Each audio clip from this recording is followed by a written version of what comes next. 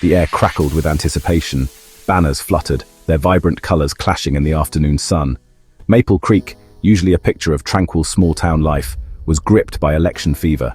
Townsfolk thronged the square, their voices a cacophony of excited chatter and heated debates. Campaign slogans, plastered on every available surface, screamed for attention. Amidst the organized chaos, a young man named Daniel stood looking bewildered. The sheer volume of conflicting information, the passionate yet often baseless arguments, left him feeling lost. He clutched a voter registration card in his hand, a symbol of his right and duty, yet it felt more like a burden than a badge of honor.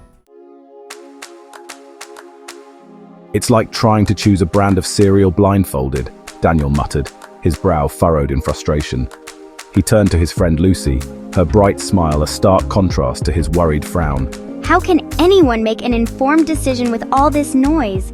Lucy, ever the optimist, chuckled. "Come on, Daniel, it's not that bad. Just vote for whoever sounds best." She shrugged, her tone nonchalant. "It's not like one vote will change anything anyway." Daniel winced. Lucy's words, though spoken lightly, struck a chord. Was she right? Was it all just a pointless charade? A game played by politicians while ordinary people like him remained powerless? The thought left him deeply unsettled. Seeking refuge from the clamor of the town square, Daniel and Lucy stepped into the cozy warmth of Millie's cafe.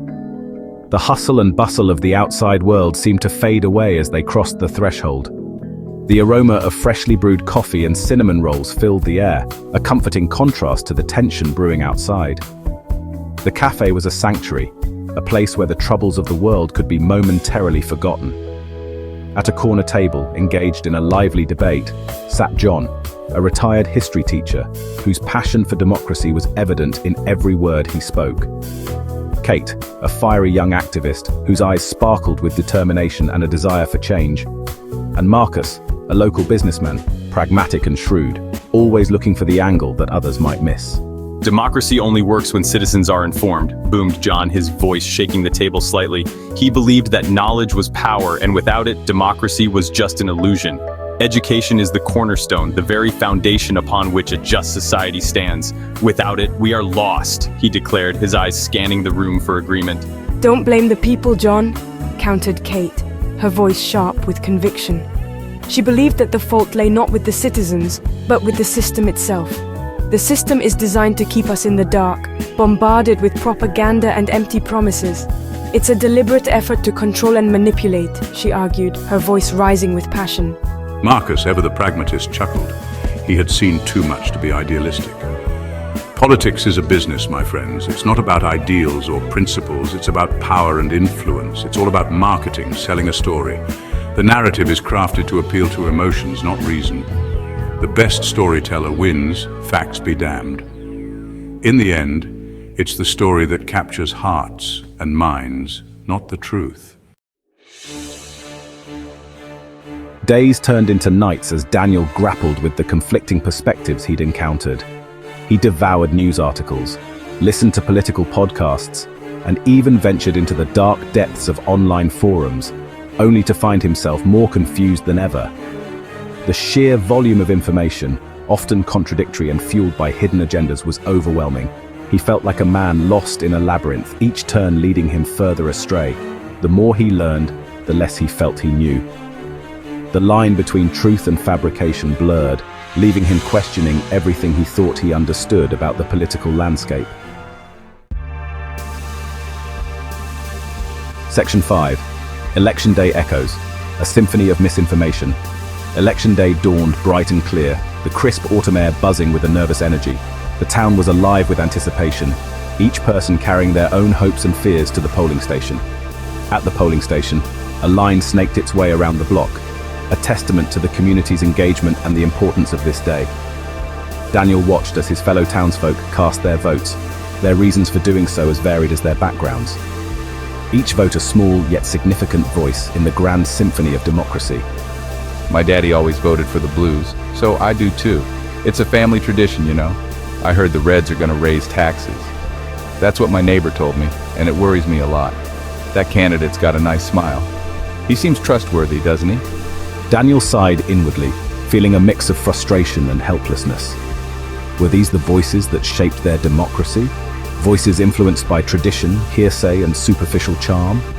Votes cast based on blind loyalty, unfounded fears, and superficial impressions. The weight of these thoughts bore down on him. The weight of his own responsibility pressed down on him, heavier than ever. He wondered if true understanding and informed decisions were becoming relics of the past. Section 6. A chance encounter, Marcus's wake-up call. As Daniel stepped out of the polling station, a familiar voice stopped him in his tracks. Well, Daniel, did you do your civic duty? It was Marcus, his eyes twinkling with amusement. Daniel hesitated, then poured out his frustrations. To his surprise, Marcus didn't laugh. Instead, a thoughtful expression crossed his face. You know, Daniel, I used to think like you, believed my vote didn't matter, that it was all a rigged game. He paused, his gaze distant. Then I realized something important. Ignorance benefits those already in power. The more we know, the more power we have. Section 7. The spark ignites. Daniel's stand for knowledge. Marcus's words resonated deeply with Daniel. He realized that apathy and ignorance were not signs of powerlessness, but rather the tools that kept people powerless. A spark ignited within him, a desire to break free from the cycle of uninformed voting and empower himself and his community. He approached the town council with an idea: to organize regular town hall meetings where candidates could present their platforms directly to the people, followed by open Quanda sessions. He envisioned educational workshops on critical thinking, media literacy, and the history of democracy.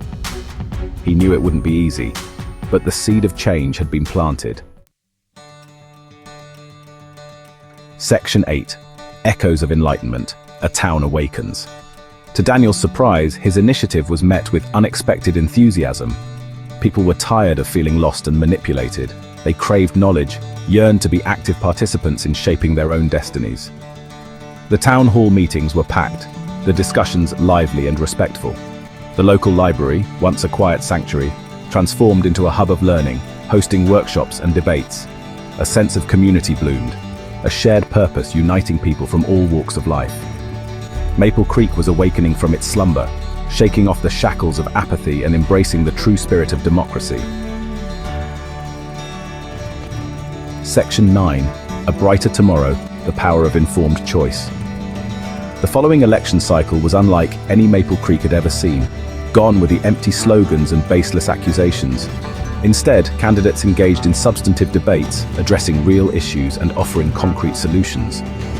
Voters, armed with knowledge and a newfound sense of agency, cast their ballots with a clarity and purpose that had been absent before. The air crackled not with tension, but with the electricity of informed debate. The future of Maple Creek, once shrouded in uncertainty, now shimmered with the promise of a brighter tomorrow. Section 10. The legacy of Maple Creek, a ripple effect. The story of Maple Creek spread, carried on the winds of change to neighboring towns and beyond.